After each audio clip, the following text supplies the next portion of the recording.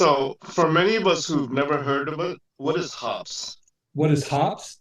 Well, Hmm. that's classically what beer is made from, and it's a mixture, and it's brewed that way. But unfortunately, the benefits and the caryophyllene and the other terpenes are actually lost in the brewing. So there's no caryophyllene or humulene that is present in beer. Although I'm Hmm. looking at adding it to that to add to the benefits of it. Let Yeah, me, because I mean, in Ireland, if you give a pint of blood, they give you a pint of Guinness, so that you rebuild your iron and that you rebuild your nutrients that you would have. And it could be an incentive too, I think. and as the That's right. resident Irishman here, let me, and a former owner of an Irish pub, let me just give you a little more insight into hops here. So, according to the Reinheitsgebot, German purity of, I don't know, 1066 or something here, there's only three ingredients in beer, real beer, and that is water and grain, a mash that they've turned into something, and hops. There's only three ingredients. And the hops was originally added, maybe people don't know this, but hops was originally added partially for flavor, but mostly because it turned out to be a preservative. And so if you get real hoppy beer, like India Pale Ales, IPAs, they have lots of hops in them because they were shipping the beer all the way to India. And with the troops, so the more hops, it turned to be kind of a preservative to keep it from going bad.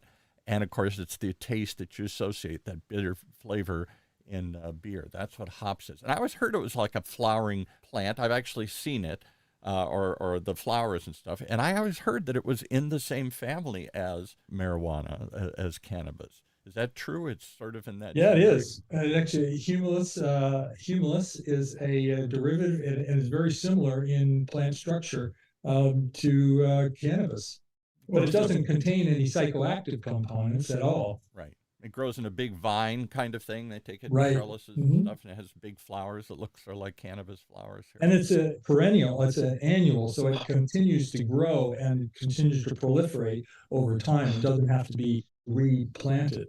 So you're saying that hops, this ingredient that's been in beer forever, that gives it that distinctive flavor, that gives it originally some preservative quality to it here, hops has some other benefit to it, although you're saying the cannabinoids get brewed out and when it's boiled and brewed and everything here.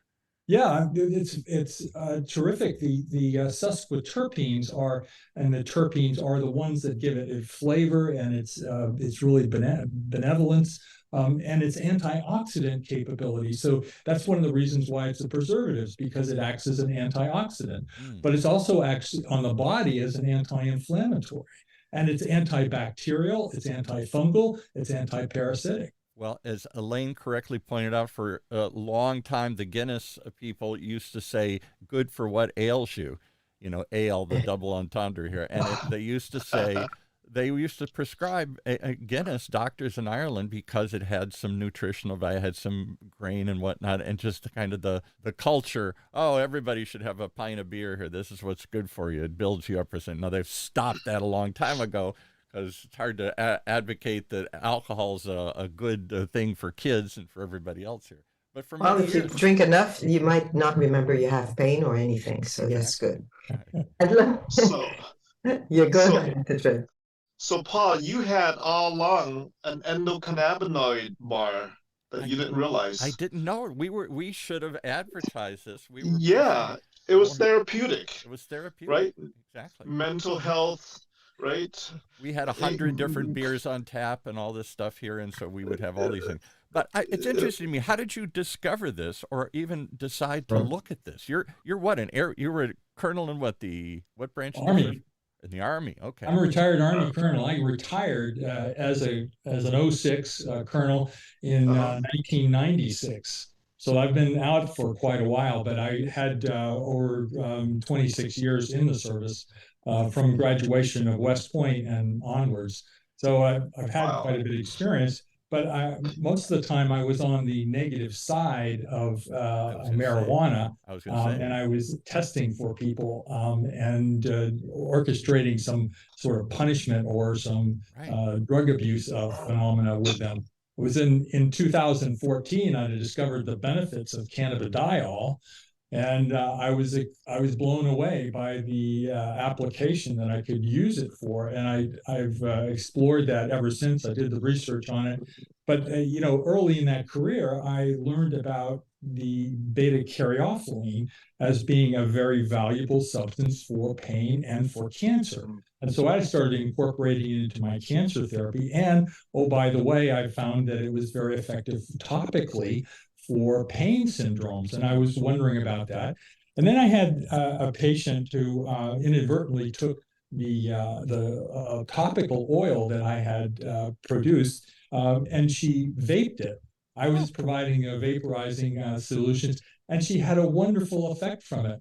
So then I incorporated it into a vape formula, and I treated a gentleman with severe retinopathy and diabetic retinopathy, and he was losing his vision, and I corrected it completely with that product. Oh my goodness. So I realized that the enormous benefits from this, and I finally got it produced into a liposomal format that improved its bioavailability by 5 or 10 times the normal delivery of an oil. So I'm assuming that I found extraordinary benefits all over the place with Caryophyllene. So I'm assuming that after you retired from the military, you continued in private practice. Is that what you did? Well, yes, I actually did some locums, and I worked for the Alaskan Native tribes, and I worked in Newfoundland. I filled in for a place in Twillingate, a number of different jobs that I took over. And then I became a disease management specialist for kidney disease. Now, my background is family practice, but I became a specialist in kidney disease and organizing a disease management program that was very, very successful. And then I went on to do the same sort of disease management with a team of dietitians and incorporating dietary therapy for a number of times. And in fact, I incorporated cannabidiol and beta-caryophyllene into a program, a nutritional program that was orchestrated and run in a self-insured business. And we saved probably several $1 million for the clients by substituting for CBD and beta-caryophyllene for typical expensive drug regimens, including tumor necrosis factor blockers. So we were correcting for the adverse effects of those drugs and the marginal effects where they only are effective about 35% of people. We were actually orchestrating benefits across the board with beta-caryophyllene and CBD. And so we saved millions of dollars, and we were very, very effective in doing that.